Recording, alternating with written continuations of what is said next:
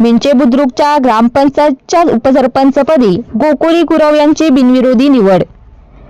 गारगोटी मिंचे बुद्रुक तालुका बुदरगड येथील ग्रामपंचायतीच्या उपसरपंचपदी गोकुळी दयानंद गुरव यांची बिनविरोधी निवड करण्यात आली।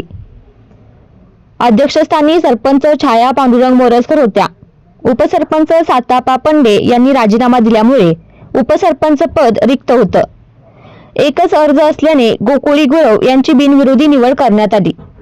निवडीवेळी ग्रामपंचायत सदस्य धनश्री गायकवाड, कोमल गुरव, गुणाबाई कांबळे, सागर मोरजकर यांच्यासह धोंडीराम गुरव माजी सरपंच, विलास मोरजकर माजी उपसरपंच, पांडुरंग मोरजकर, आनंदा कडव, संदीप गुरव, उत्तम बेलेकर, सतीश गायकवाड, बंडेराव दिगसकर, चंद्रकांत मोरजकर, दिनकर गुरव, सातापा दिगसकर, पिंटू मोरजकर, सागर गुरव, शंकर गुरव, बंडेराव दिगसकर, तुकाराम गुरव, अरुण गुरव, मयूर गुरव, कुंडलिक गुरव, राहुल गुरव, दिलीप गुरव, बाजीराव पताडे, अनिल दौर, परशुराम गुरव, दयानंद कांबळे, दत्तात्रय गुरव, पोलीस पाटील, प्रदीप मोरजकर, मारुती दिगसकर, दत्तात्रय खतकर, मधुकर गायकवाड, दत्तात्रय गुरव, सातापा गुरव, यशवंत गुरव, बाळासो गुरव, ग्रामपंचायत अधिकारी संतोष गुरव यांच्यासह कर्मचारी युवराज कांबळे, स्वप्नील गुरव व ग्रामस्थ मोठ्या संख्येने उपस्थित होते।